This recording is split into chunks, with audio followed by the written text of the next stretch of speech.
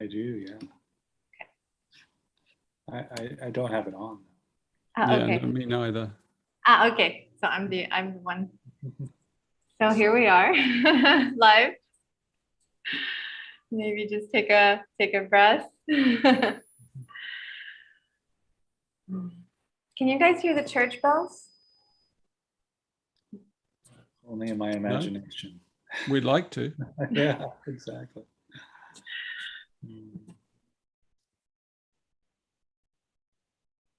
I'm hearing an echo. Lagged echo.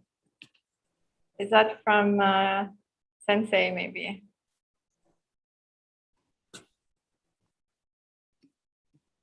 I guess a good discipline for us would be to mute when we're not speaking. Yeah, exactly.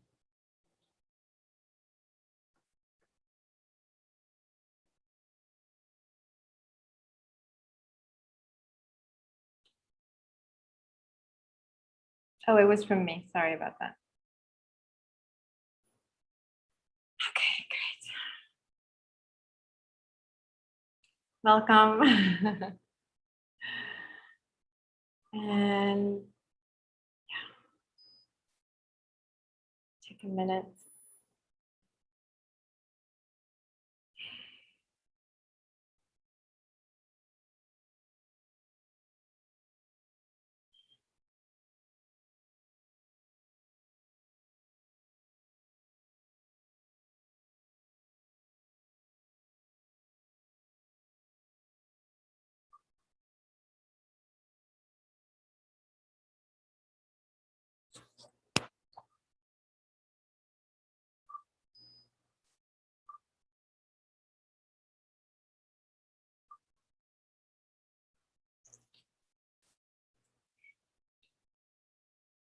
All right. I'm ready. I don't know about you guys. Good evening. Chris, Richard, Sensei. So I would like to open tonight's talk, The Epiphany of Emptiness, with an incantation of solace from Richard, if that's okay. Very happy to be here. This is very simple, and although it does have some mudras, we won't do them today. We can just hold our hands in the prayer. So maybe just take a deep breath into the belly.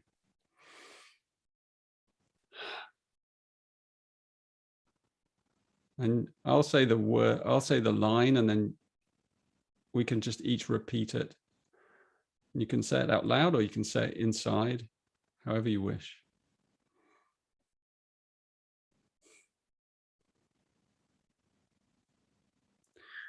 May love pour through our souls.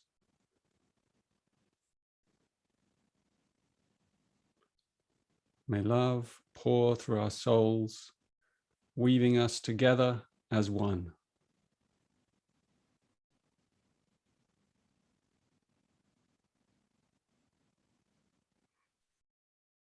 May light flower in our heart.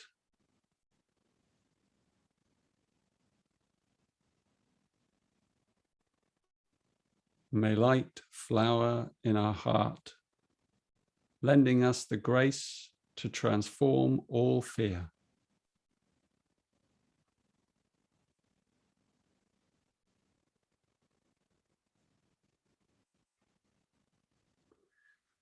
May warmth radiate our belly.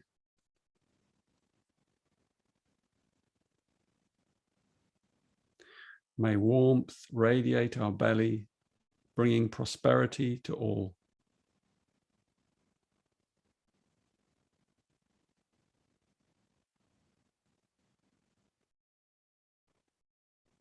May purity shimmer in our bones.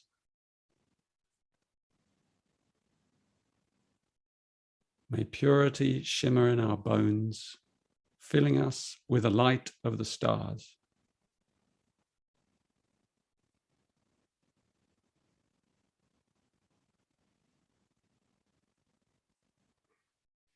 May kindness resound in our voice.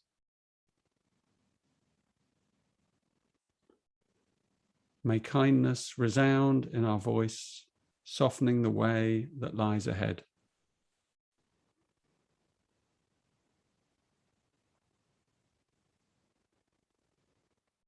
May clarity shine through our mind.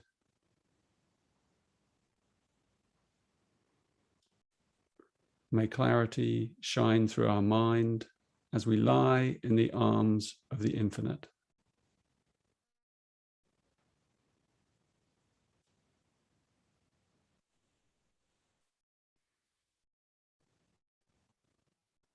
May solace abound in our lives. May solace abound in our lives, touching all who we meet.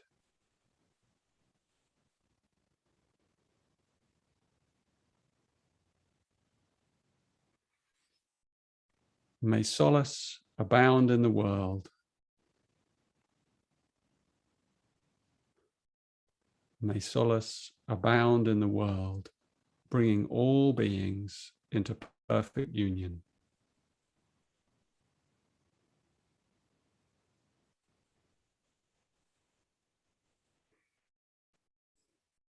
Amen. Thank you.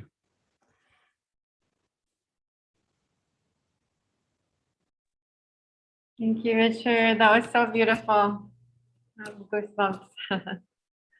All right, so I'm really, really excited to be sharing this space with the three of you tonight. And my birth name is Wendy, by the way, and my samurai name is Kazane, which I just received not too long ago. So you can call me by either name. And I'm currently working with the three of you. Every day I'm grateful to be working with you and meeting amazing people in the process. And so I myself am a teacher as well. I actually started out as an English teacher. And then in 2016, I started teaching energy healing and also yoga. But now my focus is more on energy healing and plant medicine, actually, I want to say.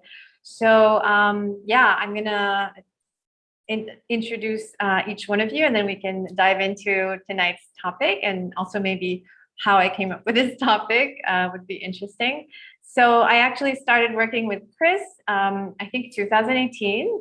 And so Chris is a meditation teacher originally from the States, based in Thailand for quite a while now.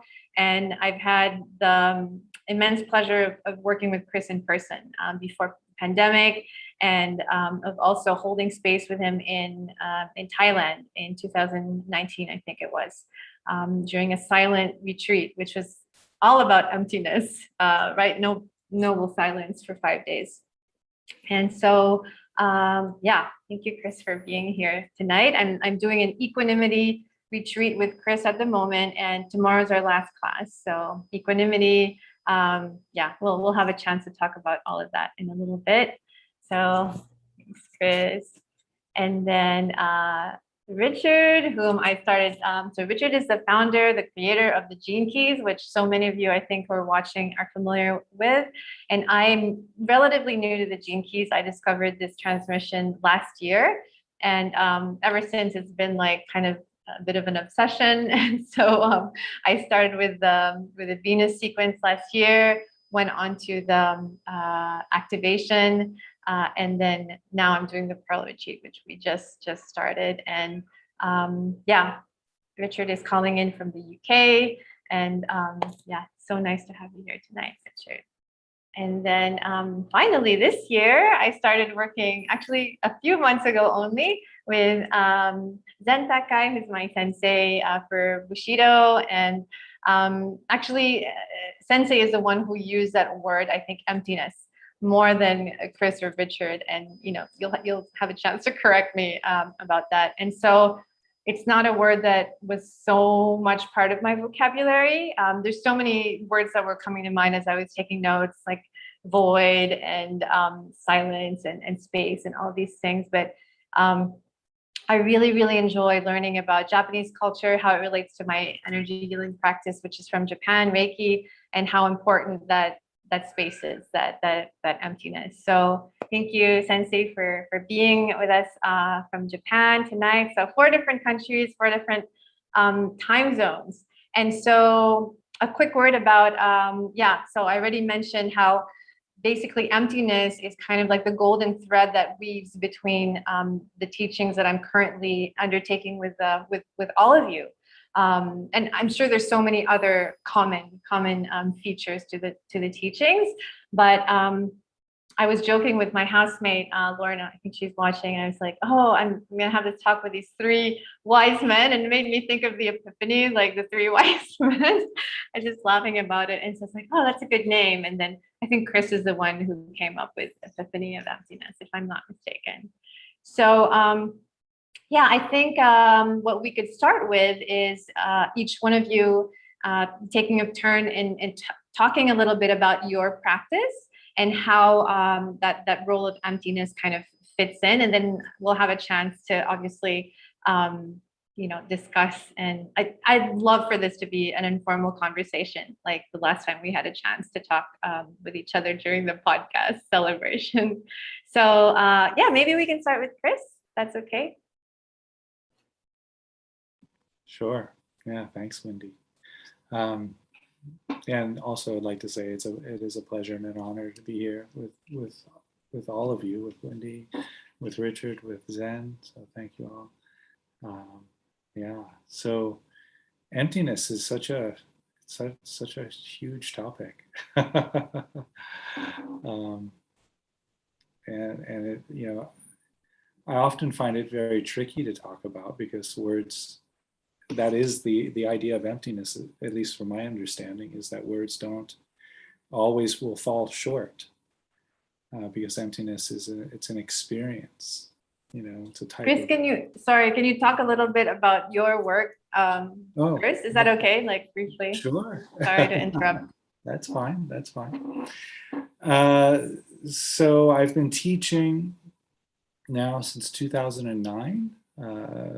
But I've been practicing meditation in various traditions for about 36 years now. I trained formally in a couple of different Tibetan traditions, mostly Mahamudra and Dzogchen. Also trained formally quite extensively in Soto Zen and Korean, a little bit of Korean Zen, not much. That was kind of my introduction into Buddhism, was through Korean Zen. I was a jazz musician for many years and quite happily doing quite well as a jazz musician somehow. When I look back on that, it's like hard to believe. But I happened to be in New York during September 11th, 2001, and so that was being there that day, and then the 18 months, 2 years following.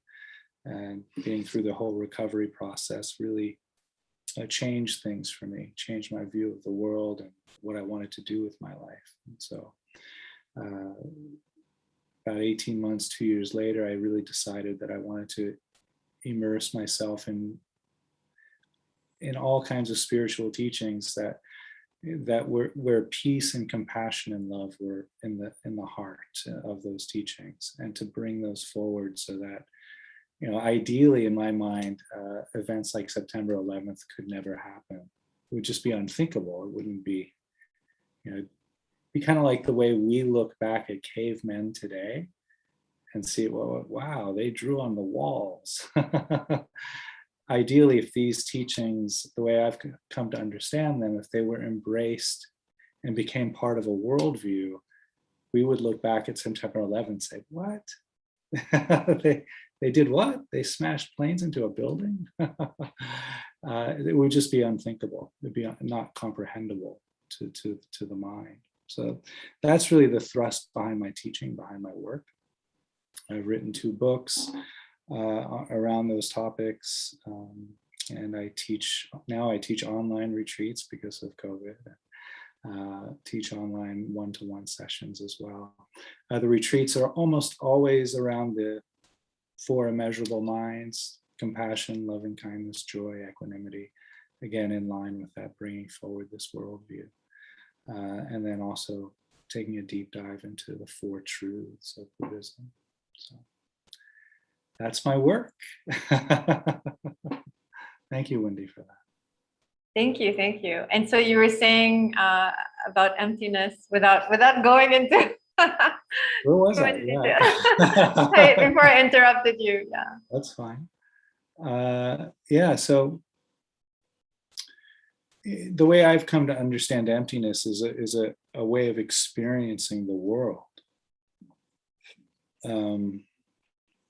where the experience of the present moment is heavily informed, if you will, by the idea that we're all connected, we're all contingent on each other, that my experience of this moment is dependent on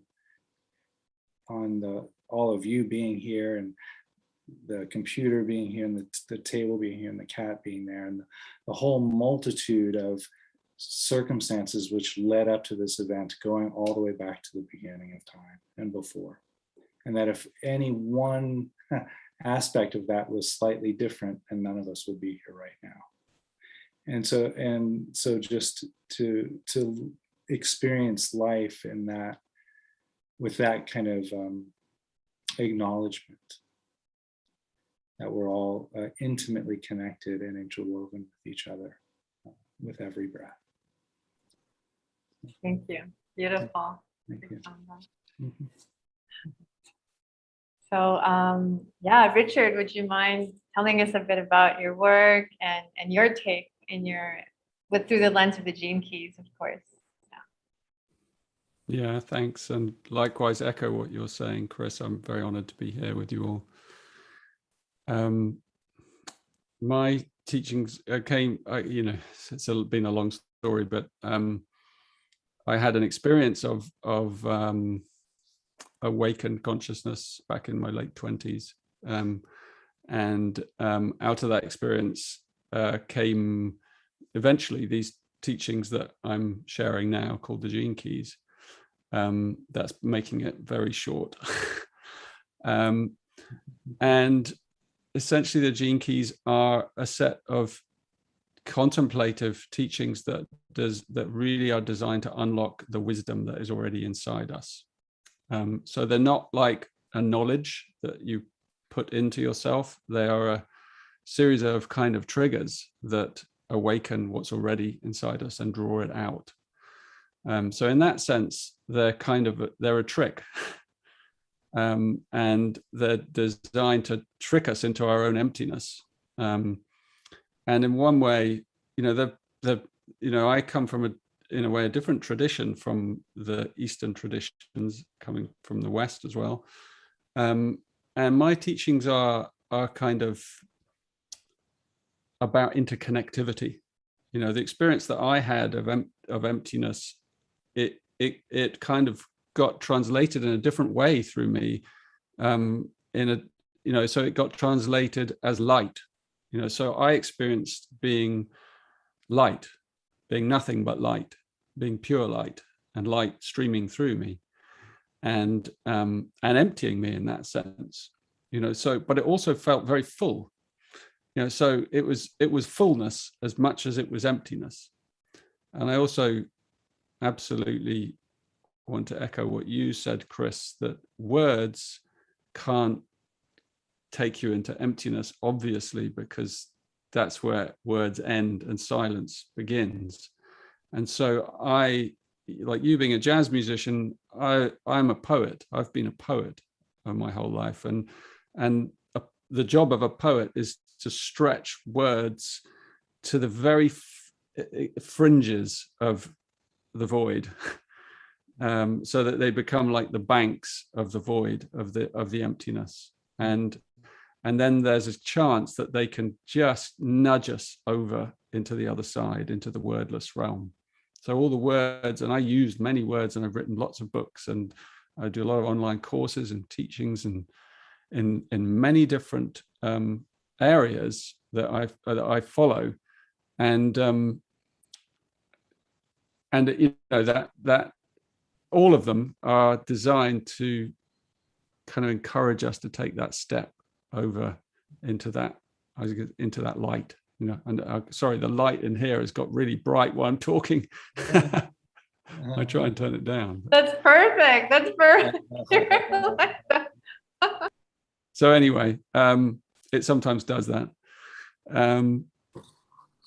Yeah, I think that's a good introduction. I'll try and swing my thing around a bit as well. So. Thanks, Richard. No, I like how you're just like, ah, we talk about that awakening. Perfect timing. Okay. Thank you, Richard. So, Sensei, yeah.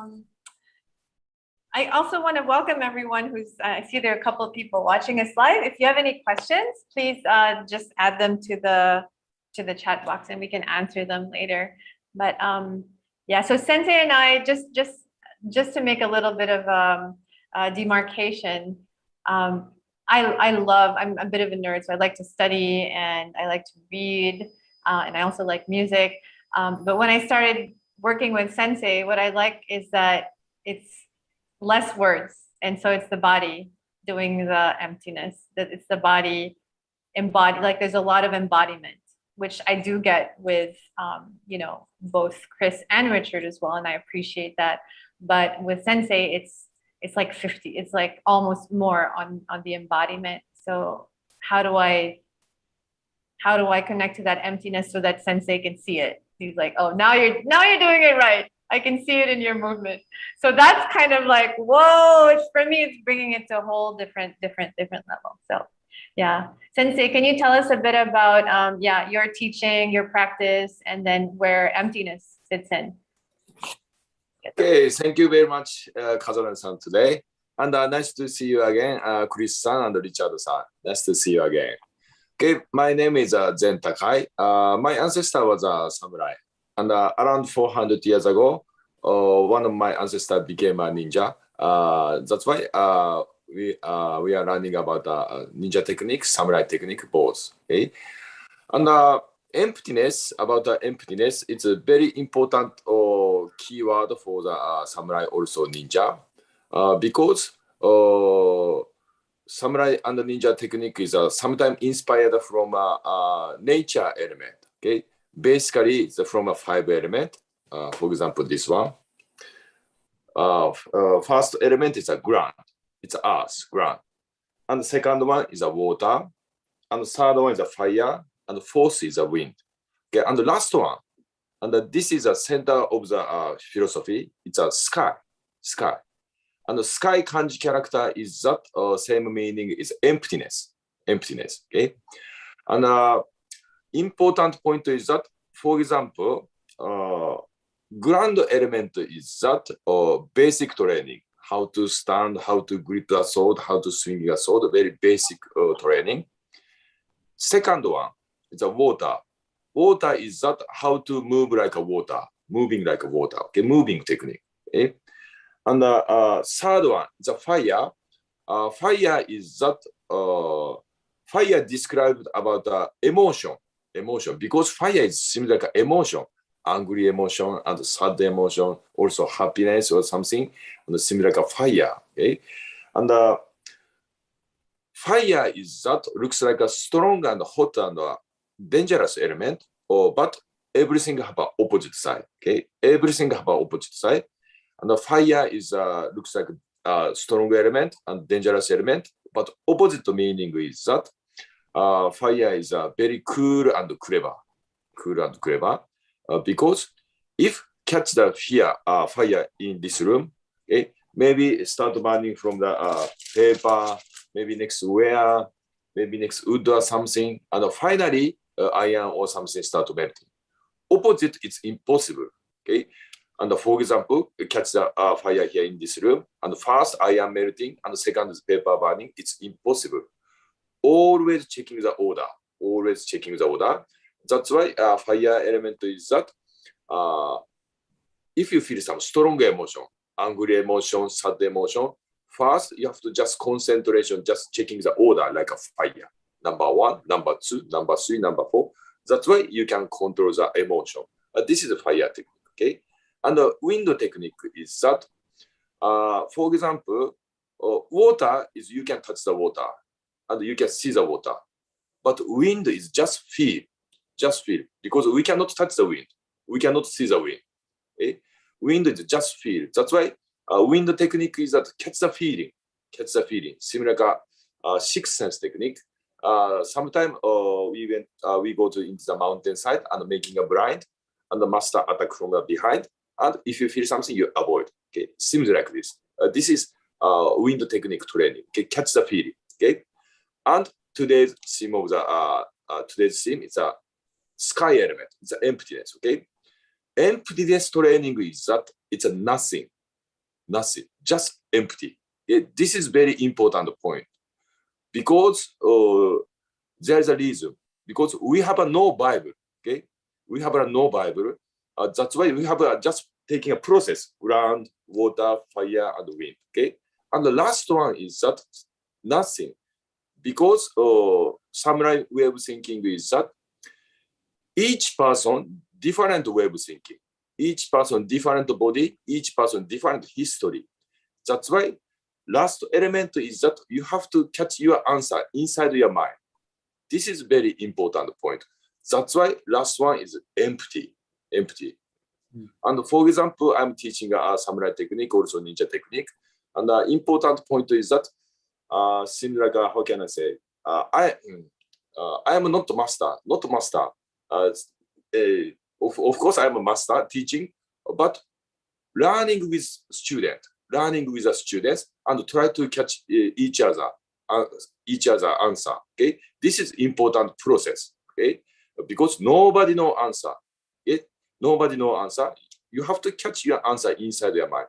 Okay? This is a philosophy of emptiness. It's a sky element. Okay, this is one of the important process for samurai and ninja. Okay, that's why important point in emptiness is a very important point for our training. Thank you very much. Thank you, Sensei, for I love that depiction. I'd love to open the floor if you guys have questions for each other. I jotted down a few myself, but or we can take a moment of silence. No, I'd love to jump in. Go, Richard. And just thank you, Zen, for that beautiful description.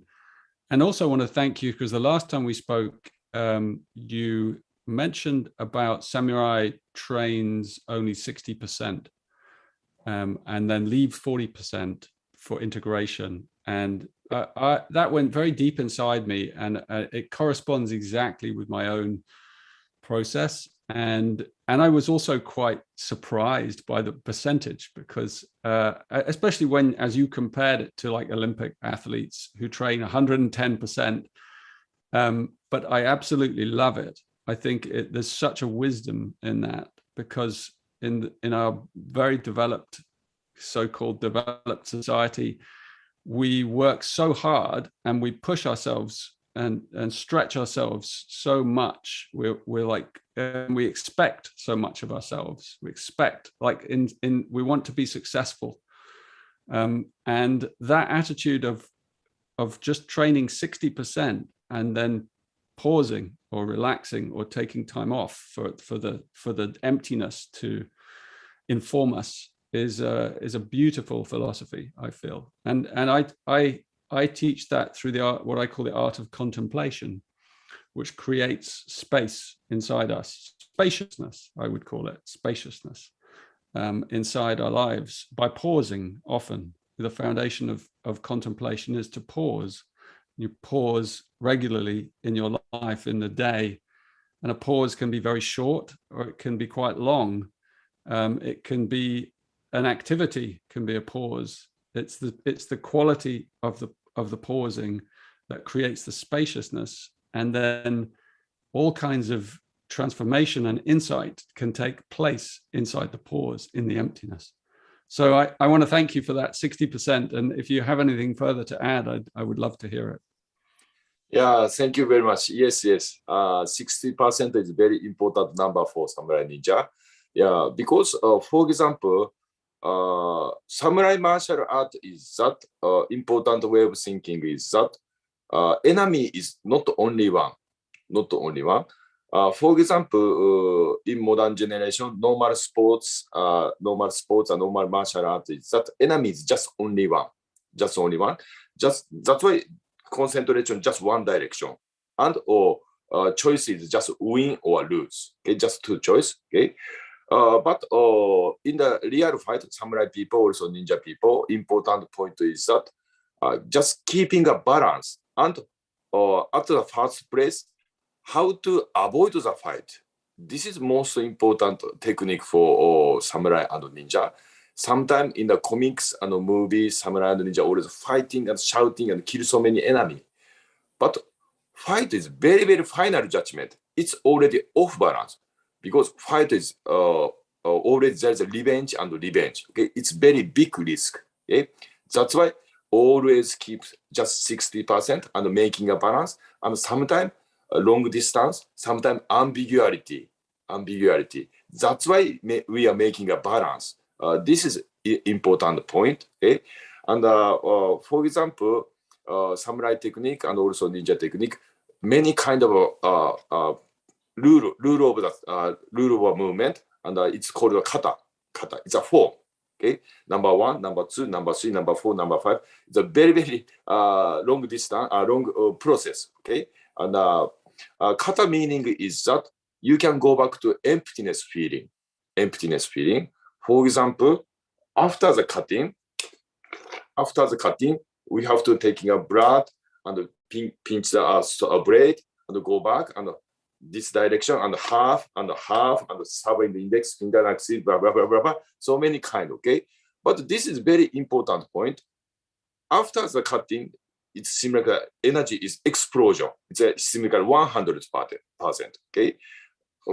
But after that, you taking a process, number 1, number 2, number 3, number 4. That's why a little bit your feelings are less and less, and you can go back to silent feeling. Okay, that's why form is very deep relationship with the emptiness. It looks like a separate. It looks like a paradox. It's like a paradox because form is we have to take a process. It's a rule of a samurai, but it's very deep relationship with emptiness. Okay, if you are taking a process, that's why you can get the emptiness feeling. Okay, this seems like a paradox, but this is one of the 60% control the 60% energies technique. This is one of the technique of the samurai and ninja.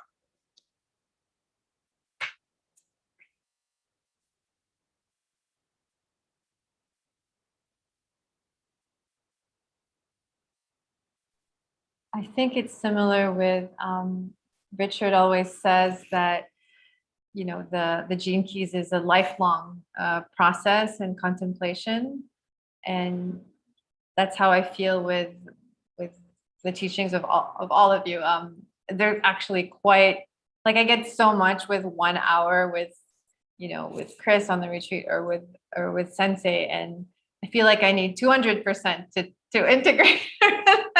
I can't catch up. Like, so even the whole idea of the 60% and the emptiness in the form, it's still like surface. Obviously, I'm still beginning, and it's like, okay, it's little, very little by little. It's like one cell at a time is awakened to that truth in a way. But it's nice. It's I'm trying to just relax and not be in a hurry, which I have a tendency to be in a hurry. And when I practice, like Sensei can read my mind if I'm tense, if I'm over eager, and he's just like, no, we need to stop. So connecting to that empty feeling is not that, it's quite a challenge. I keep telling myself, I'm going to meditate before class, and then I never get around to doing it because I feel like it would be so beneficial to my practice. And the one time that I was super, super physically drained and tired, and I almost canceled class with Sensei, that's the one time that he told me, oh, your form is improved, which is really, I was like, oh, okay, I get it. Yeah. So. Yes, and samurai technique is that physically you can feel the emptiness. Okay, and for example, samurai way of thinking is that chest. Okay, chest is that described about the emotion, because for example, this story is just different way of thinking. For example, I love boxing, I love karate, and for example, boxing side moving from the chest, similar that's why aggressive feeling, okay, described from the chest, moving from the chest, okay, and but samurai is that perfectly opposite of physical technique.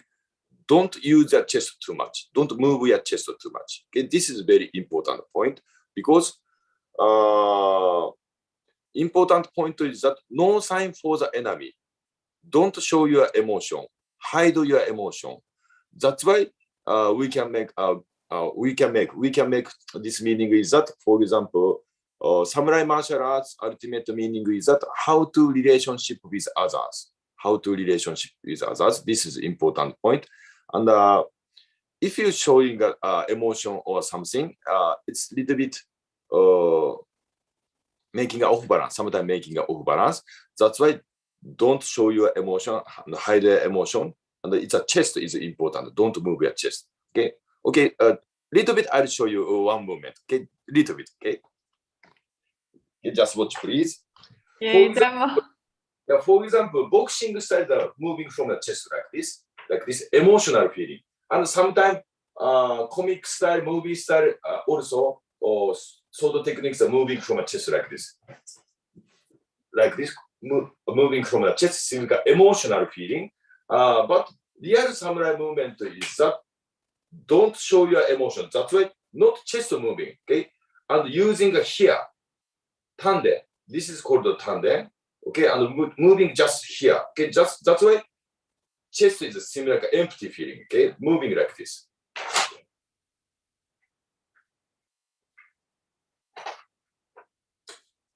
Seems like this. Chest is not moving. That's why you can disappear the side, feeling like an emptiness. Okay, and heartbeat goes to the anytime. Okay, from the side, not chest moving. Okay, using just hip joint and tandem position around here.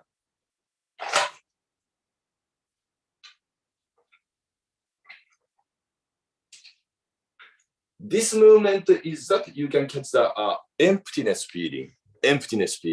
That's why chest is not moving. That's why you can disappear the side and you can hide your emotion.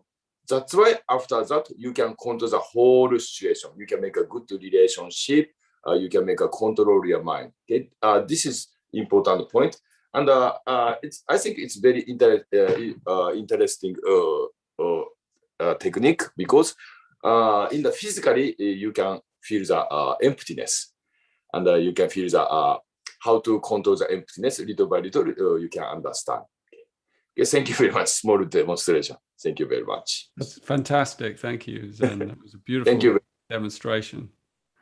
I also love to teach about the belly and the solar plexus, and as part of my teaching that this is the place where a new awareness is evolving in humans, and that awareness, as you say, is based on the source. You know, activating and connecting with the source. And I'm sure, Chris, also, you know, through your Buddhist training and other things, that this is also like a key element in the teachings of, you know, the Buddhist way. I'd love to hear about that a little bit, like the power, you know, the power of the belly and the source of the, you know, the navel itself, the dantian. Yeah, that's true. Thank you for that, Richard. So, yeah, the tanden, or in the tradition I was trained in, we call it the hara, and they say that, you know, to breathe into the hara, and then with some intensive meditation, there's a fire that grows in the hara, like that, and to cultivate that power, that fire in the hara, and use that energy. You know, when we would do the session retreats, where you just 10 hours a day looking at the wall and just breathing in, breathing out, breathing in, breathing out, that you can actually feel in a very tangible way that fire energy kind of radiates out through the body like that. At least that was my experience with it. So yeah, a lot of power, and to embody that is a big part of the teaching. As far as emptiness, it's in the Buddhist tradition, there's so many different views of emptiness. You know, the Buddha said that emptiness can be experienced if you go to an empty hut, or you sit at the foot of a tree in an empty forest and just be there, and there's emptiness all around. Nagarjuna, who was the 6th century, second century, my dates were a little bit off, but Nagarjuna, one of the founding fathers of the Mahayana tradition, who wrote a set of poems called The Verses from the Center, all on emptiness. And for him, emptiness was the middle way, you know, finding the balance between two extremes, you know.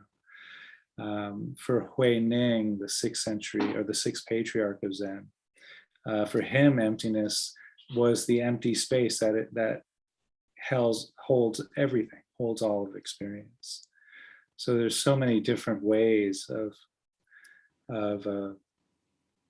coming around to emptiness, or experiencing emptiness, or practicing emptiness, if you will. For me, I gravitate towards Shantideva, the 7th century Indian monk poet, who, for him, emptiness was this interconnected way of relating to the world, where I don't exist unless everyone else exists. And if I was to leave, somehow, you know, go in a capsule somewhere into outer space, and there was nobody else around, there'd be no such thing as I any longer. It's all relational, right? And so when we can really live that way, compassion naturally arises. Is you know, if I'm hurt, if you're hurting, I'm hurting, because we're all a part of the same experience. Like that. Yeah. So, sorry, maybe I went off on a tangent there. No. Right. I have a question, because I understand like interbeing, interconnectedness, but I feel like emptiness is like, for me, it's different. I don't know. Like, how do you? I don't understand. Is it loss of ego that creates the emptiness that you're talking about? Yeah. Okay. That's one, I think, a very good way to put it. Yeah. Okay. And maybe emptiness is rarely empty, you know, because the moment it's there, something, it's like nature abhors a vacuum, you know, that saying from science, because when you create that emptiness, something jumps into it, you know, but if you've contacted the emptiness, you can truly see and experience what jumps into it. Whereas if you don't have an experience of the emptiness, you don't see what's going on. You don't have the clarity to see what's jumped in. This is why, you know, this is why all these great teachers that you just mentioned, that it's all about, and Samurai and Zen, Bushido, it's all about creating that spaciousness so that we can have that clarity and know what we are and know who we are and move in harmony. But and also it's a in the West anyway, it has a little bit of a charge, the word emptiness. I think it's an uncomfortable word for Westerners, because it has the other meaning of devoid of feeling, you know, and there's a kind of negative emptiness, like I feel empty, I feel numb, you know, and emptiness it's not that to me anyway. It's not numbness, it's the opposite. It's like incredible sensitivity. It's the most sensitivity there is. Like you feel everything with emptiness, but it moves through, and it it doesn't harm you. It's like so it can be a very practical teaching, as I'm sure you both of you share. It's incredibly practical because it allows us to see others compassionately. Like if we apply emptiness to the current paradigm that's going around this planet and all the opinions and views and agendas of people and their views around COVID and whether it's, and all of that, if you apply the backdrop of emptiness, you don't have to take everything quite so seriously.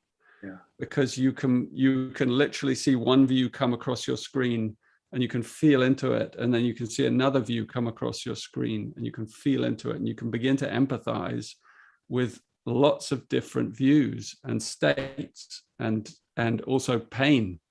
There's a lot of pain in, as you said, Chris, that others feel, and it allows us to kind of feel into that pain that we all feel together, the suffering of being human.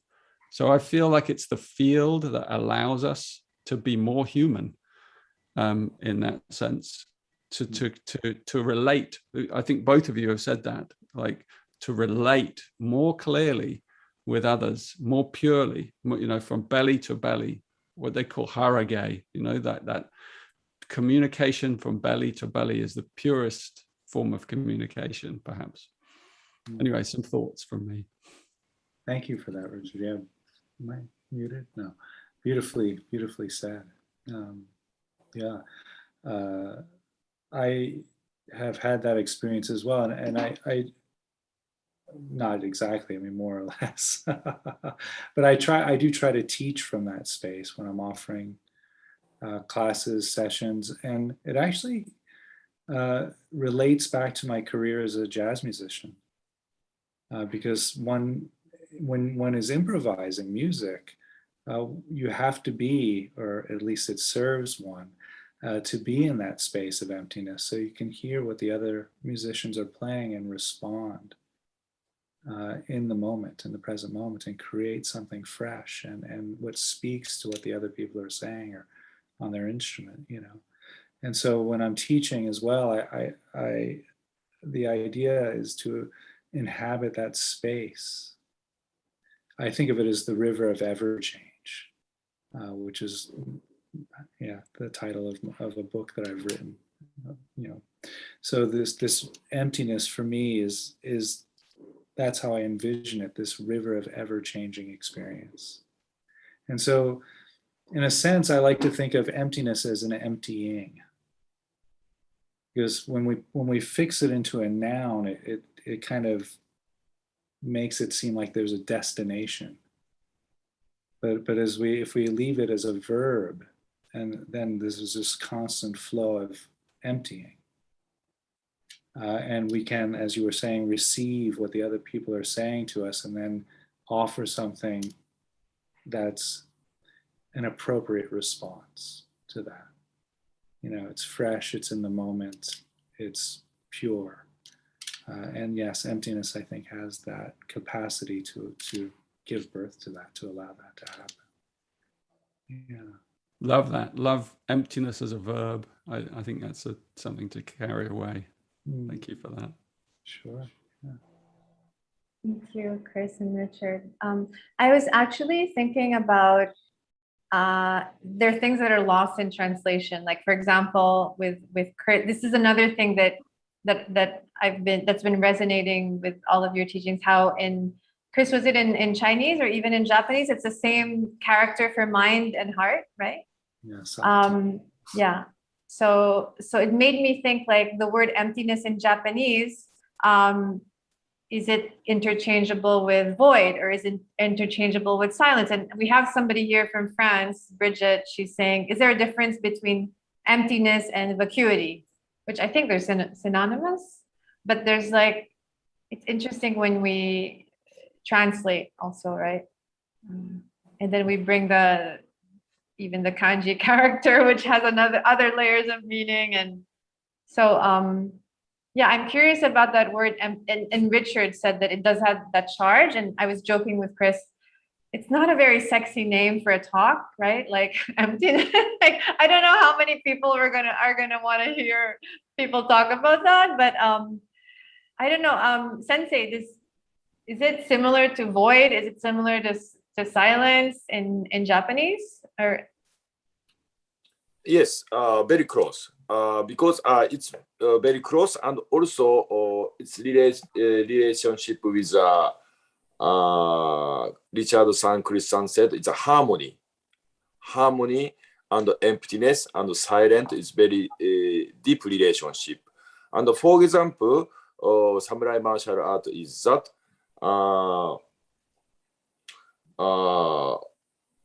Musashi Miyamoto is that very famous samurai around 400 years ago, very famous samurai, and he wrote a book about the 5 rings, and he writes about this word. It's became an enemy. That's it. This is very important point. Okay. For example, if you feel keep silent mind, and for example, I'll explain about a little bit physically. Okay. And Richard Chris said hara, and always thinking about concentration hara. Okay, that's why. And the chest is seem like an empty feeling. And at the same time, Japanese people way of thinking is that around here there is a container. Chest is there is a container, and for example, drink or something, water or something into the container. Okay, and into the container there is a water here. And the important point is that if you don't move your chest and no emotion, your water is that seems like a mirror. Okay? If you feel some emotion or something, it's not like a mirror. Okay? If you feel some very silent mind, you can refrain. You can refrain, perfectly refrain enemy. Okay? That's reflect. Why you reflect. Seems like a mirror. And we call this is called a water mirror. Okay? And if you have a water mirror, and you can understand clearly enemy's feeling. That's why. And first of all, you can understand enemy's feeling. That's why you can understand each other. And before fight, you can understand each other. That's why you can avoid the fight. You can make a balance and keep peace. Yeah, this is important point. That's why if you keep silent mind, you can get if you keep emptiness, that's why you can keep a silent mind, and you can understand enemy's feeling very clearly, very correctly. That's why finally you can avoid the fight, keeping the balance. Okay, and silent feeling and emptiness and harmony. This is a very important process for physically process. Okay, don't move your chest. That's why you can understand each other. This is one of the samurai technique. It's a harmony.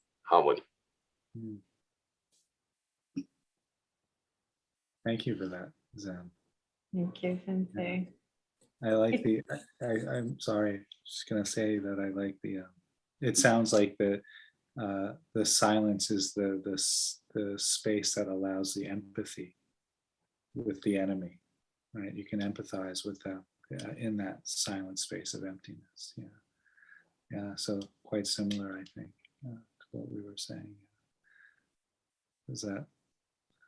Yeah. I also like to bring in here the because I'm a teacher that kind of also I like to explore many traditions, and one that I resonate very strongly with is the Sufi tradition, and the tradition of love, and you know, those two words don't often go together, emptiness and love, and yet if you contemplate them, you'll see that they come from the same source. You know, so the love that's inside us, the pure love, that light that is the light of our being, of our source, it emanates out of that emptiness and it becomes love. It takes form. You know, Zen, your movement just now was to me the movement of love, and Chris, your words are the words of love, and you too, Wendy. Like they're kind of. It takes an emptiness to receive them in that way, at that level. It's all about receiving. So, you know, for us to, you know, this is a great exploration into the nature of love, and love as the as the interconnected tissue of all things, you know, so it moves through the emptiness in mysterious, like the wind, you know, in mysterious ways, connecting us, bridging us, you know, through these forces of, these unseen forces of karma and fate and destiny. And but we're all moving through this beautiful empty void that isn't empty, but it's the wind of love that's kind of flowing through us and around us and shaping us and teaching us as well. So, you know, these deep words of love that the Sufis have, you know, they come from they came out of the deserts, those peoples, you know, they came out of one of the emptiest places in the earth, you know, under the sky, but they looked up at the sky, those desert skies, and that's where they got all their teachings from. That's why the Arabs and those people named all the stars first, because they were just gazing at those stars and they realized that in that empty vacuum of space is nothing but just a forest fire of loving delights, you know, that each of those flames up there is a kind of, is a little hole in the void that opens up a whole, you know, series of worlds and opportunities and adventures and journeys and, you know, loves and lives, you know, and so, you know, that emptiness also has a real rich kind of language of the soul connected to it. That's what I love to explore, you know, and I also feel that words, you know, even though words can be limiting, words can also be filled with emptiness. Depends on who's speaking them. Words can be filled with love. Words can carry silence. You know, if you listen to a teacher who's steeped in silence, every word they say emanates with that silence. So there's a great paradox that something, it's the form, like you said, the kata can also carry the emptiness.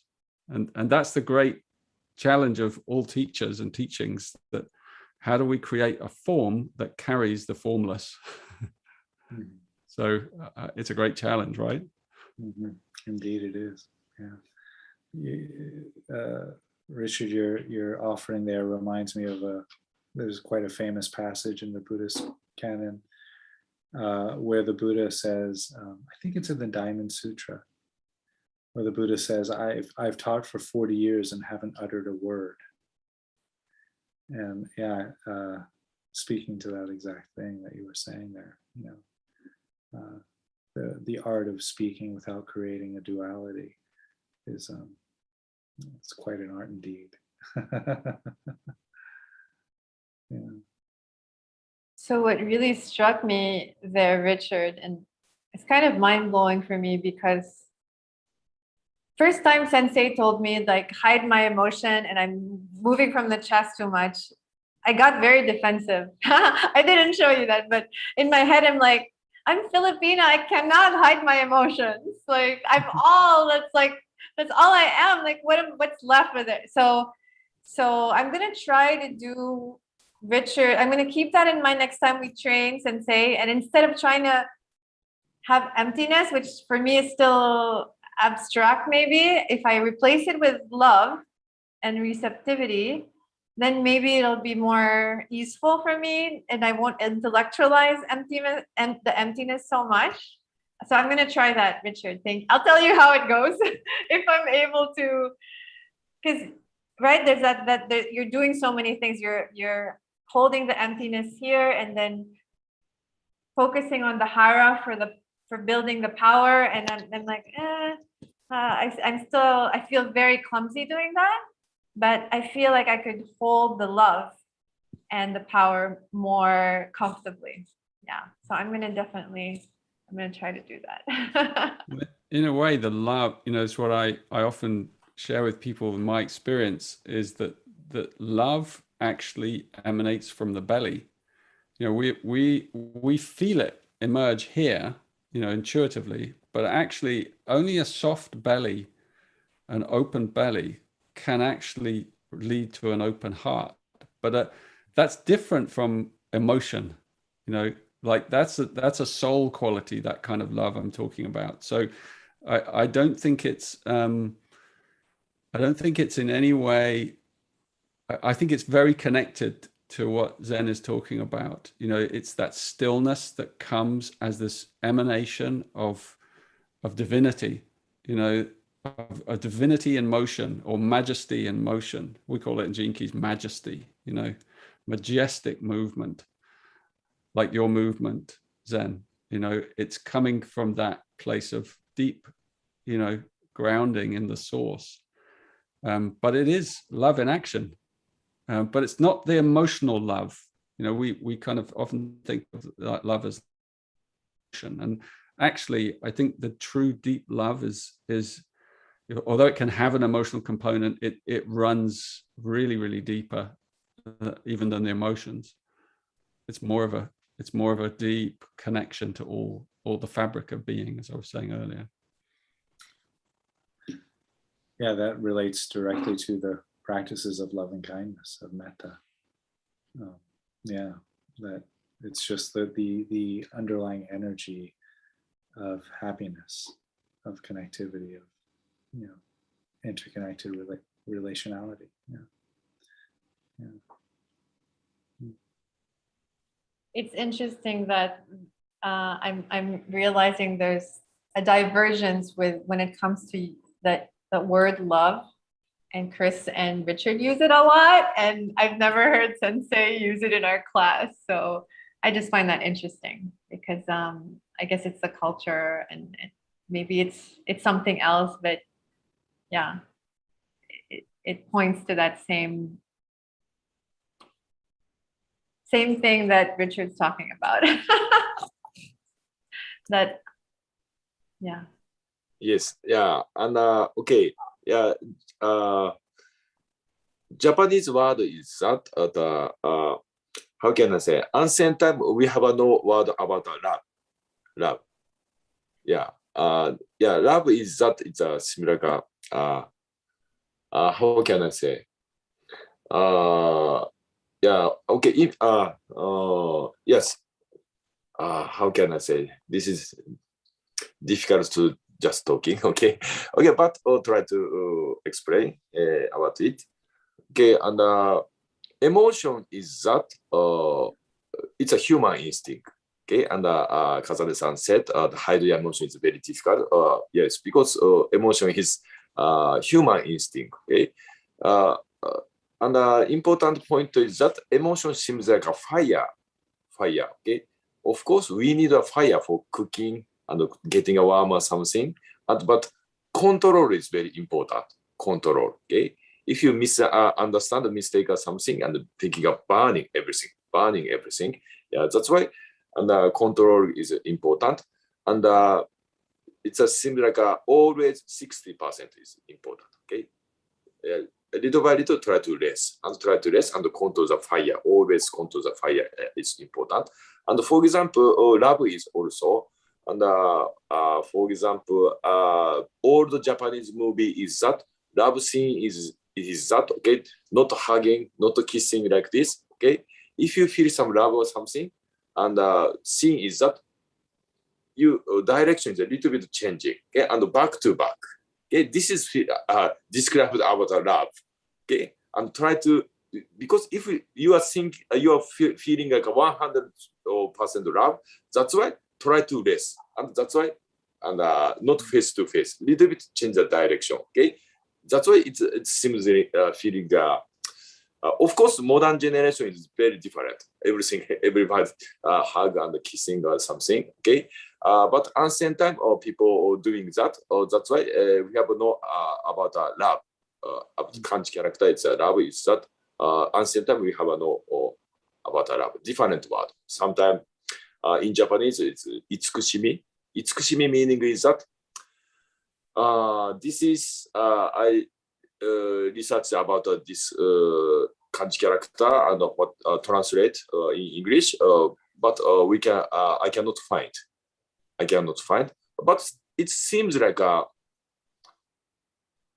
how can I say, mother's love, or for example father's love or something. Okay, not it's not go face to face, It's not for 100%. Little bit long distance and little bit, okay, similar like this. Not hot, little bit warm. This is important point. And the emotion is also, okay. Hot looks like it's a burning. It's too much burning, okay? Because human body is also, okay. If hot, it's a sick. It's a sick, okay. But little bit warm. This is an important point. How to control the emotion. And 60% love only. yes. 100% it's a sick. Yeah, it's too hot. Okay, it's a sick. Okay. Yeah, 60% is important. That's why you can connect that to next day and the next day and the next day. Okay, because if you hot is that you have to. It's a balance. Everything have balance. If you feel some hot, okay, automatically you can go down. It's a cool, getting down, cool. Okay, and that's why it's a similar paradox. But if you feel some strong love, and automatically you have to go down. Okay, that's why always neutral position. It's very important. Okay? Neutral position and a little bit warm. That's why you can connect that to next day and next day. Okay, and always seem like a little bit empty feeling and a little bit of patience feeling, and that's why you can connect the next day and the next day until die.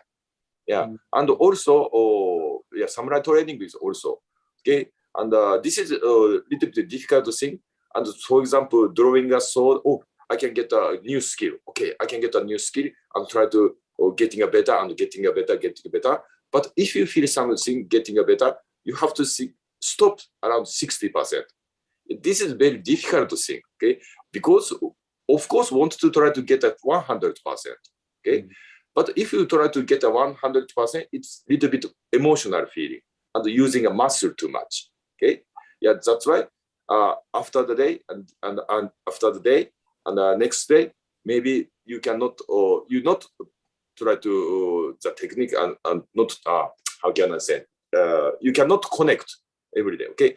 Always 60%, that's why you want to try to more. You want to try to more. You want to try to more, okay? That's why you can connecting, okay? And we can training and to connect until die. Yeah, this feeling is very important. That's why little bit patience and a little bit stop feeling. And around 6%, little bit warm, okay? Not hot. This is important point for samurai technique. Thank you, Sensei. So somebody was commenting, and she's French, right? So I grew up in France, right? And she says 100% love is like passion. Is it destructive?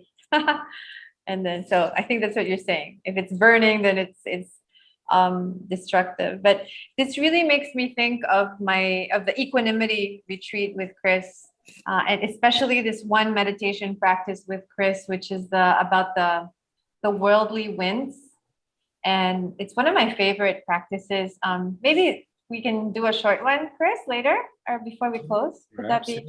Sure. Yeah, so you guys can experience, and I think he even had a slide where there's a bridge, right? And then the worldly winds, which is like negative and positive. And then so we just like go in the middle, and then Chris invites us to contemplate them, I guess, in each one in each hand.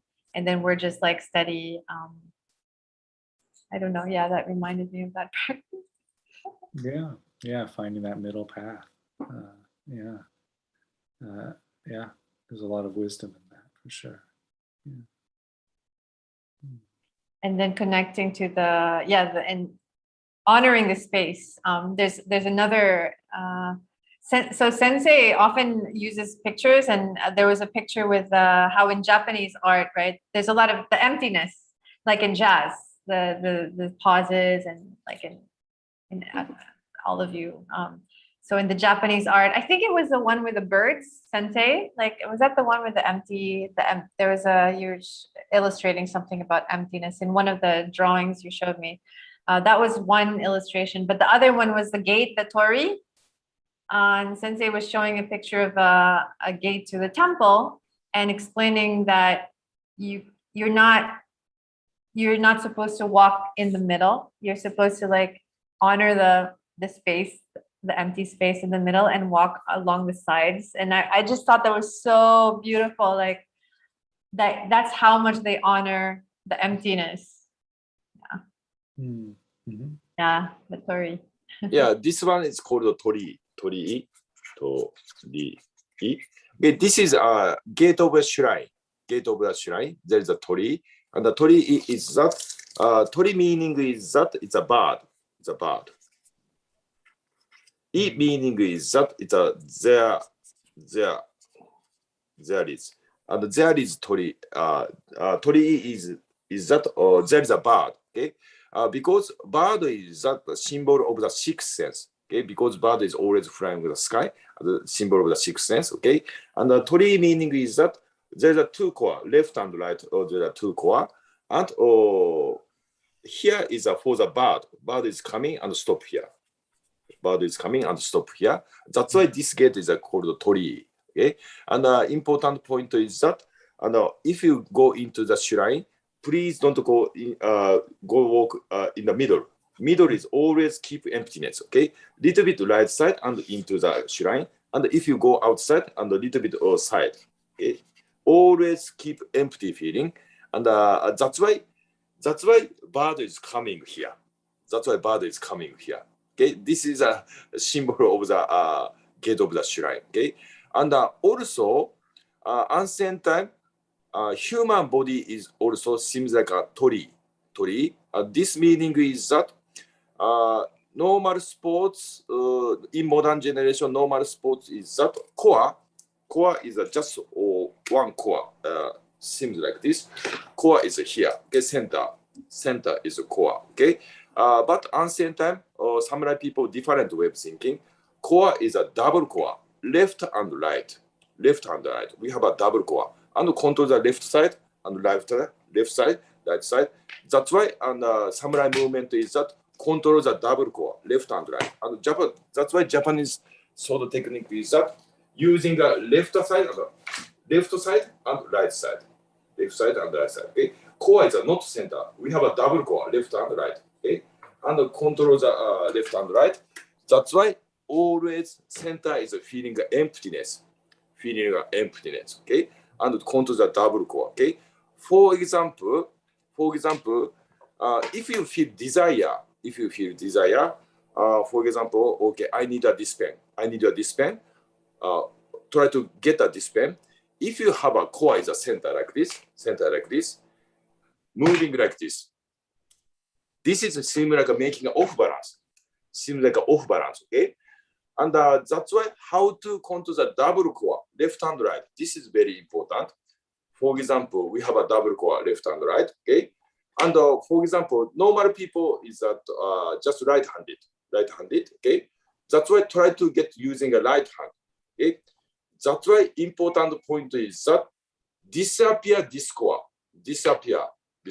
and leave the opposite side. That's why making a good position and try to catch and get it. Okay? This is polite feeling. Okay, the core is a little bit make a long distance. That's why you can keep emptiness. Okay, if you're using an opposite core like this, making an off balance. That's why always control the double core. Okay, if you feel something and to the right side and desire from the right side, you have to disappear the core, right side, and control the more long distance, and control the balance. And opposite way is of course using the right side core and control the disbalance. Okay, that's why always keep emptiness feeling, and it seems like always 60% feeling. Okay? This is important point. That's why you can always polite feeling, empty feeling, and control your desire. Okay? This is an important point. But in modern generation, everything will change. Core is a center. Okay, the samurai way is that this is similar like a little bit ego. Seems like an ego. Okay? Control yourself, control your mind, and control yourself. That's why it's similar like sometimes making an off balance. And always center is emptiness. That's why you can control the whole situation. Okay, no ego, emptiness. This is an important point for samurai technique. Beautiful. I love that. I love that. I've not heard that before. I find that really inspiring. Yeah, that's why, for example, samurai movement is that control the left and right. That's why normal sword technique is that moving from this position, moving from this one, always sword blade is out, always blade is out from here. But samurai technique is that from here into the scabbard, This is meaning a two core, left and right, and control the left and right, and go back. Okay, this is how to control the left and right. Okay, but normal sword technique is just one hand and try to just using a core and like this. Okay, yeah, this is just different way of thinking. But control the left side with the scabbard and control the blade and into the scabbard. Another meaning is that from the into the scabbard is that meaning that don't fight. Okay, if drops and taking a blade is blade is out, this meaning that already fighting. Okay, but into the scabbard is that this is a double core, left and right, and keep emptiness. Okay, that's why and more. This is one legend story. Most strong samurai is that always keep into the scabbard, not drawing out. This is most strong emptiness samurai. Okay, drawing out it's already off balance. This is an important point for samurai way of thinking. I love this. I met this imbalance many years. These polarity, I should say, not imbalance. Many years ago, I trained in fencing. Fence, yeah, Western fencing, and with a really good teacher, very good female teacher, and everything in fencing is a straight line. You have to stay in a straight line. You never divert from the straight line. And it was very difficult for me because I'd trained in Tai Chi, and in Tai Chi nothing is in a straight line. You never have your feet like this. You have them always like this, so you have balance. So that if something comes from the side, or you're always moving. And in fencing, everything is like down this line. You can see you see it on TV or you watch them. They're always like going like this. And it was like this incredible dilemma for my body. Learning Tai Chi, which has always the two sides, the Eastern technique, and then the straight line of the Western martial arts, completely opposite. And so I think we're tracking this here because we have Eastern approaches, Western approaches. There was a great teacher, Osho, who made it very, someone asked him about approaches, East and West, and he said there are, I don't know if it's true, but he said there are two main approaches: the path to the divine, the path of meditation, the path of love. And the path of love ends in meditation, and the path of meditation ends in love. And I love these little paradoxes where they lead to the same place, and they get there, but they get there in different routes. And so I feel like there's something in that for us to contemplate, as we're moving towards the same place, but from different angles of trajectories. So I throw that in for any listeners who have, who are like absorbing these paradoxes. Thank you, Richard. I just said the same thing to Chris the other day, that I think the deeper you go with any practice, any modality, then you're going to reach that same endpoint, and the same feeling inside. I'm not going to say it's emptiness. I'm not going to claim that, but definitely some blissfulness, or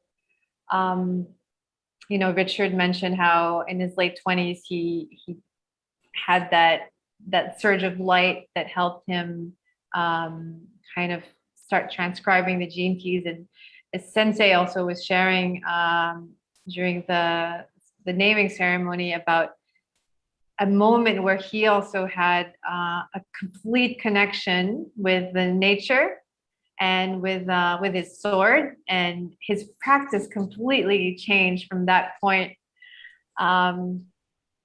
Yeah, really, really, really interesting. And how about you, Chris? Have you had like turning points in your practice? Many, Would you share? Would you mind sharing? Sure. I went through a series of a couple of years where I guess I classify those couple of years as a turning point, where it was, on a daily basis I was having extraordinary insights, where I was basically inhabiting a non-dual awareness, 24 hours, where I was lucid dreaming, and yeah, so it was, I think, started around 2004, and it continued for maybe to 2007 or 8. Now there was, of course, life was happening at the same time. My father was sick, and I had to go up to Canada and take care of him. And his wife, my stepmother, had a stroke, and so I was taking care of both of them. And so there was a lot of life unfolding at the same time. So it wasn't like I was, sitting in a lotus flower, but it was, it was more. It was my relationship with life had changed, and no, what's the word I'm looking for, in a very certain way, that I was relating to my life and my experience of life in a very deep and profound way, where there was a lot of love and compassion and equanimity and joy, all kind of, my whole being was informed by those qualities. And I think a lot of it had to do with my father and my stepmother and their illness, and my having to be an embodiment of compassion for my stepmother, who I didn't have a good relationship with, my father, who was my best friend, and being there for them as they were, ending their end of their time on this earth, so I think that had a big role in that. That became a practice for me, was to embody the teachings and my caretaking for them. As far as like peak experiences and things like that, I've had some. I had one meditation experience in particular that, I had this past life, I think, experience. I don't talk about it that much because I'm still not sure if I believe in all of that. But it happened, and it certainly informed my way of relating to the world. What were you? What was your past life, Chris? I don't know. Actually, it was just a glimpse of something that came to me during a meditation. But it is, I think, those types of experiences that fuel the fire. Whether or not it really happened, whether or not it was a real memory that surfaced, I don't know. Can't really tell. But I do know that it definitely inspired a deeper practice. For me, that was the real importance of that. I lived in a monastery for 15 months, and during that time was doing intense, as I mentioned earlier, 8 to 10 hours a day of sitting against the wall, really feeling the present moment experience. And that for me was a real life-changing experience. I recently finished, I meditated from, I guess it was January or February until the end of September. I was meditating 5 to 8 hours a day. And so it's those types of experiences more than like one moment, but for me, it seems like these, dedicated periods of practice that bring this real kind of profound shift in the way I relate to the world, my experience. More than anything. Yeah, thank you for asking that. It's always such a great pleasure to kind of, look back over those times and say, wow, that was really something special. So thank you for that question.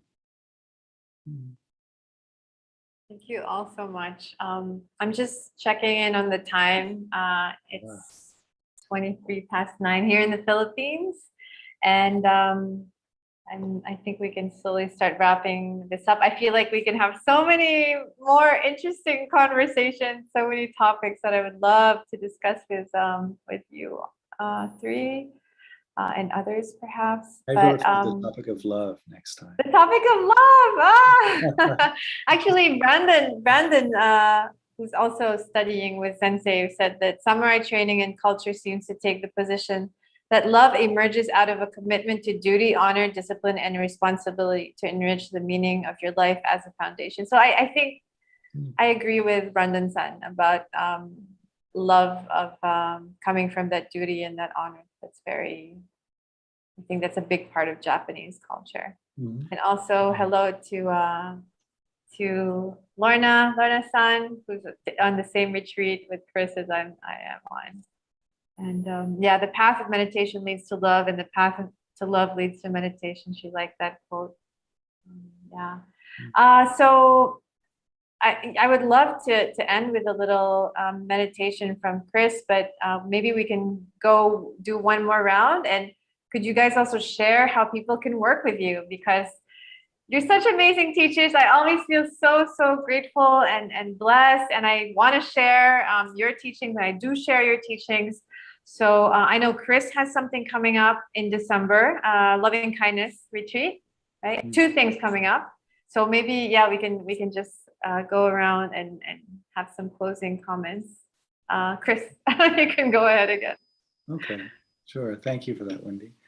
I, as you mentioned, I do have 2 programs that I'm launching. The Loving Kindness Retreat, which launches depending on where you are in the world. It's either December 1st or December 2nd. Where it's an 8-week meditation program. We meet twice a week for 8 weeks, really taking a deep dive into the Brahma Vihara of loving kindness, which translates as the dwelling of the gods, Brahma Vihara, the dwelling of the gods. So it's this really deep quality of love that's not, as we were saying earlier, not an emotion, but a way of being, a way of relating in the world. So the other course that I'm offering is called Awakened Living. And it's a new course. I've never taught this course before, so I'm excited about that, giving birth to something coming out of emptiness.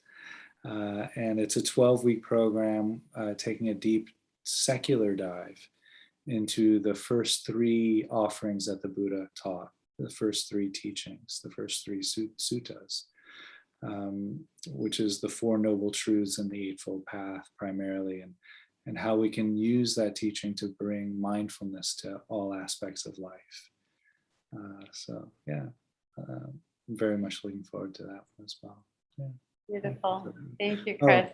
Should I just give my website then for anyone who's interested? Sure, I can include that also in the notes. Yeah, let's do that. Yeah. So people can easily reach you. Thanks, Chris. Perfect. Thank you. Richard, we just started on the Pearl, so I don't think people are able to join anymore, but there's so many other resources they can go to, right? Yeah. If you're interested, I mean, I'm definitely a love teacher, as you know, Wendy, and I'm also an integrative teacher, so I integrate into my ordinary life all these teachings. So that I'm a family man. I have children, and I'm a very hands-on father and a parent, and all that, and a worldly man, I guess. So not that you two aren't, by the way. But I wanted to make that point so that all the Gene Keys teachings are very oriented into that direction, so that they can be very, they come out of a life like that. That's like that. And so, yeah, I have on genekeys.com, there are so many programs and beautiful online kind of self-study experiences. And we're a very vibrant global community that you can join and get involved with. I mean, if you're starting, if it's for the first time, there's a beautiful little course and a book called The Art of Contemplation. That's really simple. And that is a technique that you can learn, and it based on what I call pausing, but it has another dimension to it. So it's very practical for problem solving. It's very practical for healing the heart, and working, with relationships and just about everything in life. And so if you're interested, it's a slightly different path from meditation. It's I would say easier, not the meditation, but it has a kind of accessibility that is pleasing to many people. So if you're interested, you might want to check out that little. It's a little audiobook course with me working through the book. It's on my website and under the courses. But there are also lots of deep dives into the Gene Keys. It's a whole world. It's a whole. It's like a game, actually. It's a game of which you enter into a series of wisdom teachings, and you could go anywhere you like in there. Take you into deep territory if you want to go into deep territory, and emotional healing, and as we're doing at the moment, generating prosperity through clarity and lucidity, and lots of other poetic things that you might find inspiring if you go to genekeys.com, and a whole profiling system that's great fun, that's really inspiring and interesting, that many people follow and like to learn from and find inspiring. So yeah, do visit and join my mailing list and get involved and come and meet some of the other amazing people who we're involved with. And you also find my stuff on YouTube and the usual places. I'm on an app called Clubhouse. If you know Clubhouse, I use that quite a lot. It's a way of me connecting live with people, and I do that weekly. I have at least two sessions a week where I'm just connecting with people, and you can come and chat, and we talk about themes, and I have guests, and you can learn a lot in that way. Unfortunately, it's not good for my times. I think it's 3 a.m. for me, Richard. Oh, what time? I have other ones that. Do you? I usually look at my Clubhouse. It's like 3 a.m. Wait, never mind. But I woke up for the 4 a.m. webinar opening. But thank you, Richard. Thank you so much. I want to say, you were saying yours is contemplative and Chris is more meditation, and then Sensei is obviously there's a physical aspect, and it's just the way that all the teachings work so well together. I can't even explain it. It's just so beautiful. I know. No, I don't need any of you. Not you personally. No, it's really, really. It just blows my mind each time, like how all of them relate together. And then, like I hear one using this word, then the other uses it, and I'm like, oh, this is so beautiful. It's synchronicity. It's like at its most beautiful expression.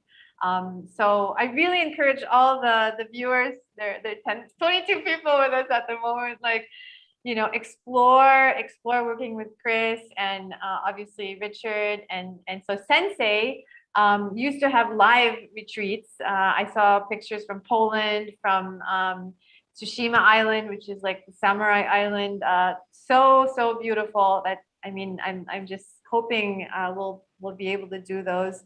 And I'm trying to get Sensei to do a retreat in the Philippines as well. That would be so amazing to do that. And then other than that, it's one-on-one over Zoom, right, Sensei? Do you want to share a little bit about how you work? Thank you, Richard, by the way. Okay, and yes, I'm planning a retreat in Japan or another country after the COVID. Okay, and specialty I'm thinking about a retreat in the Tsushima Island. Tsushima Island is that it's a real samurai island. Okay, and it's a theme of the it's a game. It's a Ghost of Tsushima. It's a very popular game, and it was a real island. Yeah. And I'm planning in the Tsushima Island. Also hope to go to the Philippines and another country to the retreat. Okay? And yes, and today is very I'm inspired this story and today's session. I'm very inspired. I'm so happy and I'm lots of learn. And samurai technique and the samurai philosophy is that there are so many kind of wisdom. Okay, but this wisdom is that it's and the method is that it's not my method, not my wisdom. It's around 400 years ago, real samurai people's wisdom and method. I'm so happy to become a bridge to the ancestors and all the samurai people and to the modern generation. I'm so happy to become a bridge. Thank you very much. Thank you, Sensei. Thank you so much. So I'll put everyone's info, obviously, so you guys can contact them. And is it okay if we have a little time for a short meditation with Chris? Let me get my bell. Oh yeah, get the bell. You weren't prepared. Ready for this? No. Better get your tool. Yeah. So yeah, Chris, whatever. I mean, I suggest either the Hara one or the worldly winds, equanimity. I don't think we have time to do a worldly winds. Okay, so just whatever you like. A little loving kindness. Loving kindness. Yeah, that's okay. Yeah, okay. So I'll ring the bell. I'll bring us into the present moment, just kind of briefly touching in with the sounds of the present moment, sensations of the body and the breath. Then we'll rest for a moment there, offering ourselves phrases of metta, phrases of loving kindness, and then we'll offer loving kindness to the world. Okay.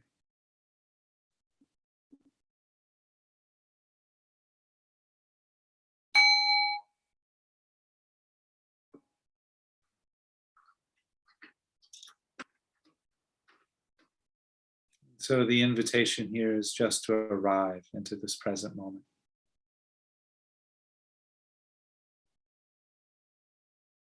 There are many ways of arriving into the here and now.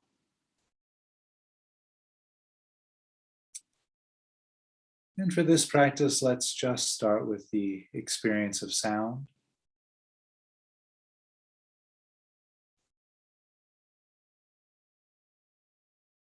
And so here, the invitation is just to take a few moments to listen to the soundtrack of the present moment.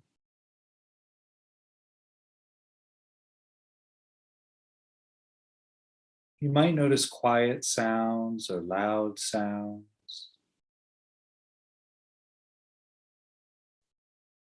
There might be sounds generated by appliances, electronics, or by nature, such as a bird song, a dog barking, the sound of the wind in the trees or rain falling.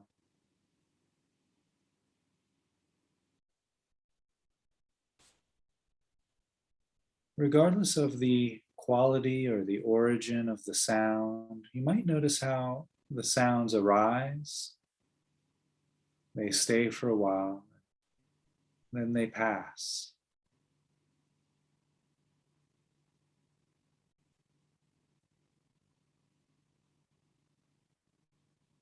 You might notice how that when each sound subsides, there's a moment of silence, of emptiness, if you will.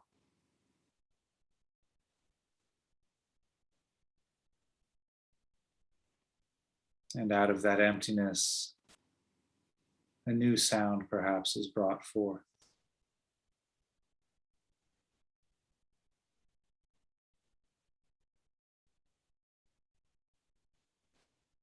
It's quite nice to rest with the experience of hearing, because sound requires no effort to be heard.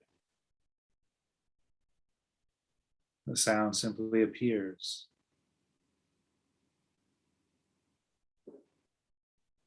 And so one can remain at rest.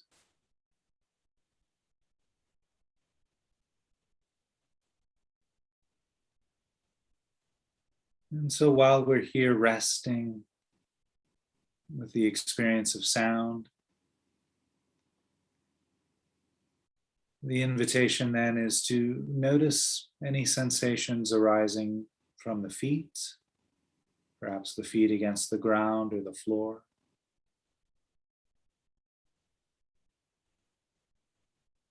Noticing the weight of the body against the chair or the cushion or the mat.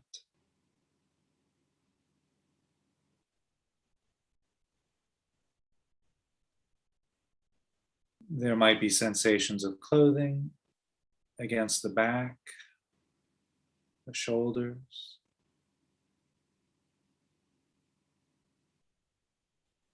Perhaps noticing the hands resting against the body or touching each other.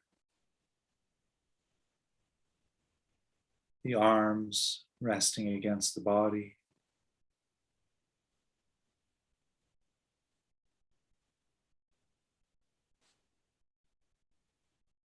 You might also notice sensations arising throughout the back of the neck,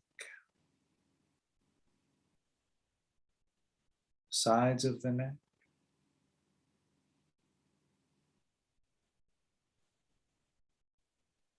Sensations arising throughout the cheeks of the face. And if it feels accessible, you might notice sensations arising from the top of the head.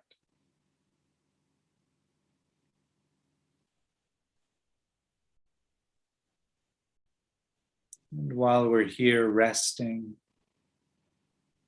the sounds, with the silence, the sensations throughout the body, the invitation then is to notice the breathing.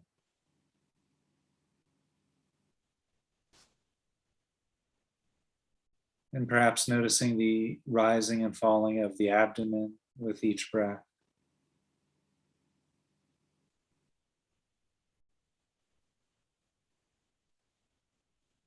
You might notice the rib cage expanding and contracting as you inhale and exhale.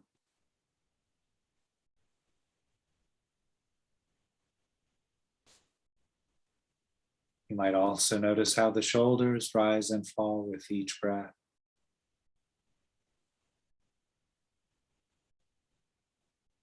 The back moving out on the in-breath and in on the out-breath.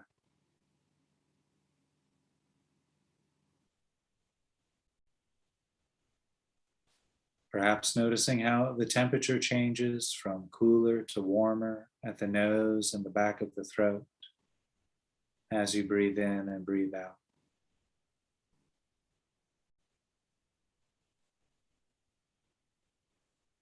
And noticing the entire breath as a whole. In a sense, the tidal rhythm of the breathing.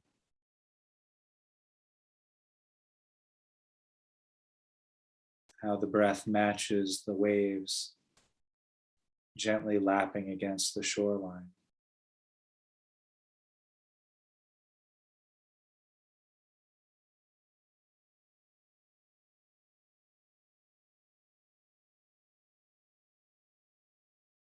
And so while we're here resting, we'll begin offering ourselves these very precious phrases of loving kindness. Offering these gifts straight to our heart. With each phrase, briefly visualizing or imagining what our life might look and feel like if each phrase was completely reflective of our own life circumstance.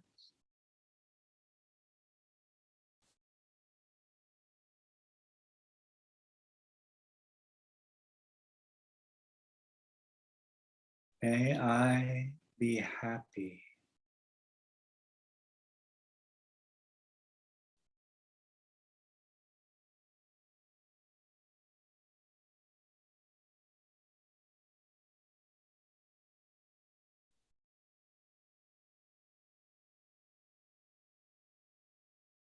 May I be healthy and safe.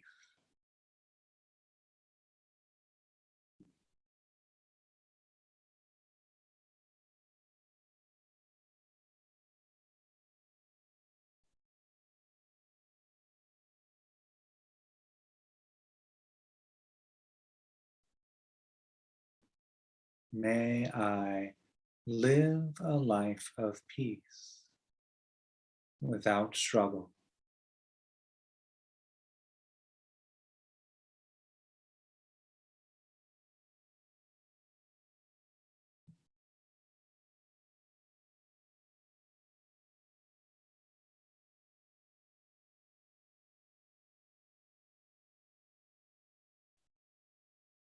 May my life be filled with laughter.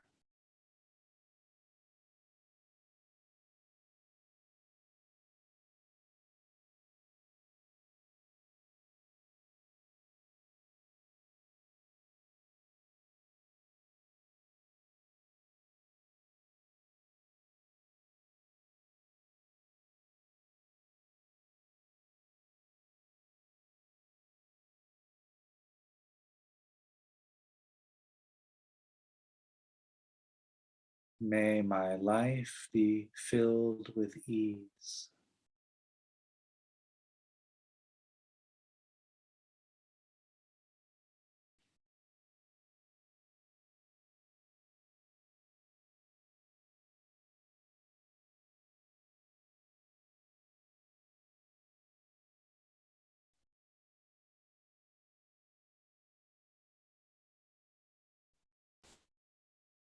And so while we're here resting,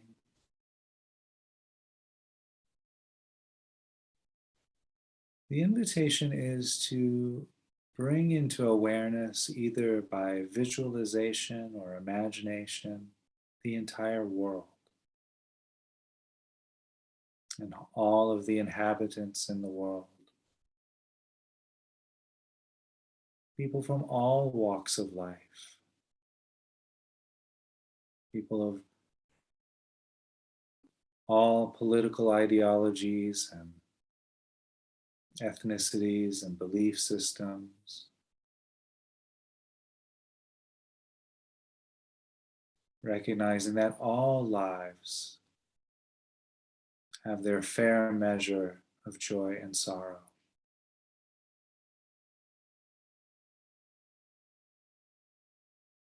The great, the mighty, the medium, the short or the small, the seen and the unseen, those living near and far away, those born and to be born.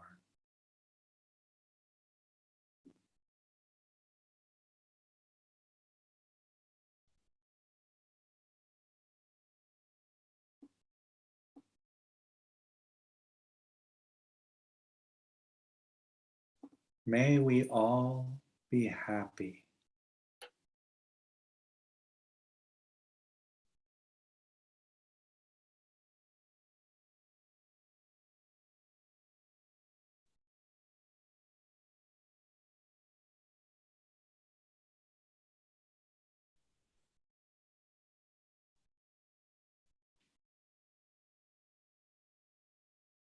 May we all be safe and healthy.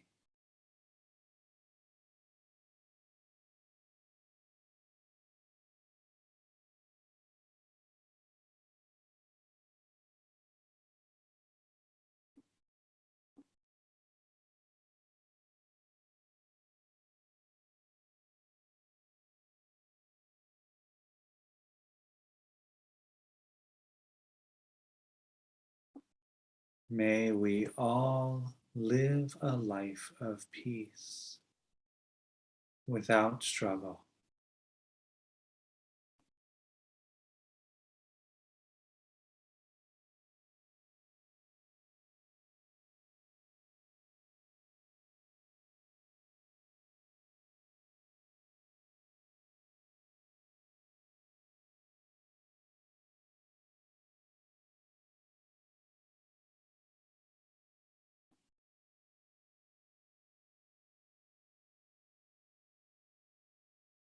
May all of our lives be filled with laughter,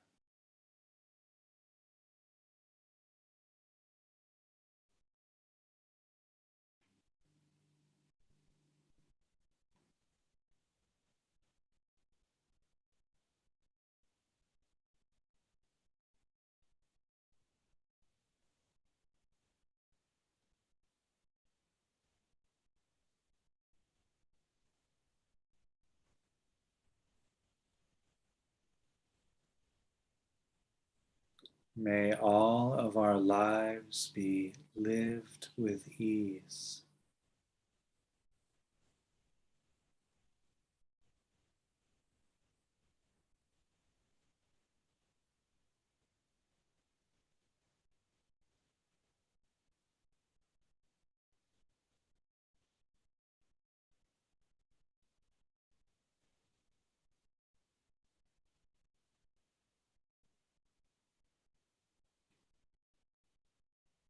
Resting, breathing, feeling.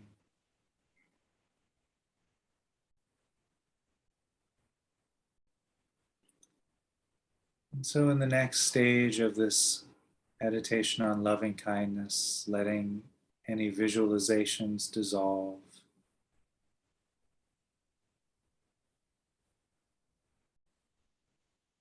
taking a few moments here to listen to the sounds of the present moment.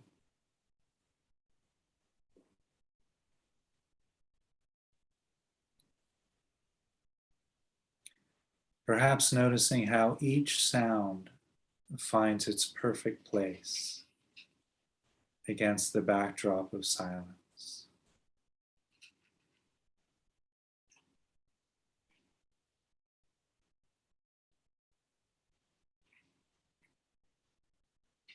Connecting once again with the sensations of the feet against the ground or the floor, the weight of the body against the chair or cushion, the hands resting against the body or touching each other.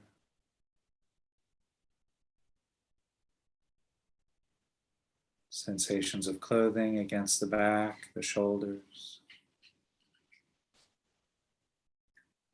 You might also notice sensations arising from the top of the head.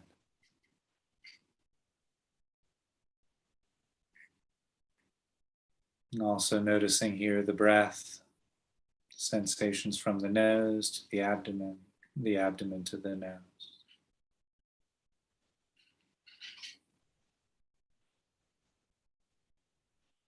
And before we bring this brief guided meditation on loving kindness to a close, the invitation is to just to feel if there's any feelings of connection or warmth, of love, of kindness, of care. Just taking a few moments to feel whatever arose for you. Could be a resistance to the phrases or to the practice, and that's also fine. Just notice whatever's there.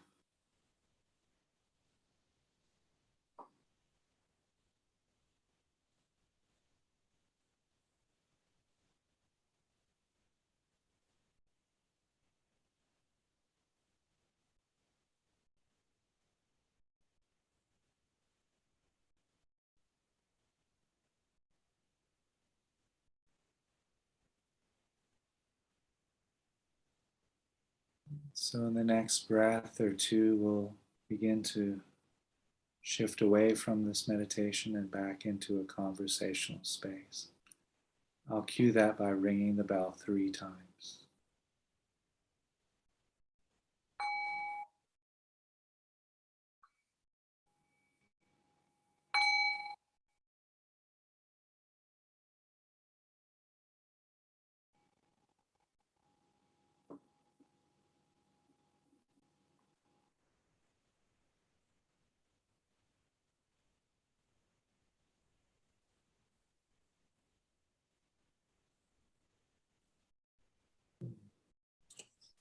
Thank you, Chris. Thank you, Wendy, for the invitation, and thank you for joining me in the practice. Yeah. Feeling overwhelming love.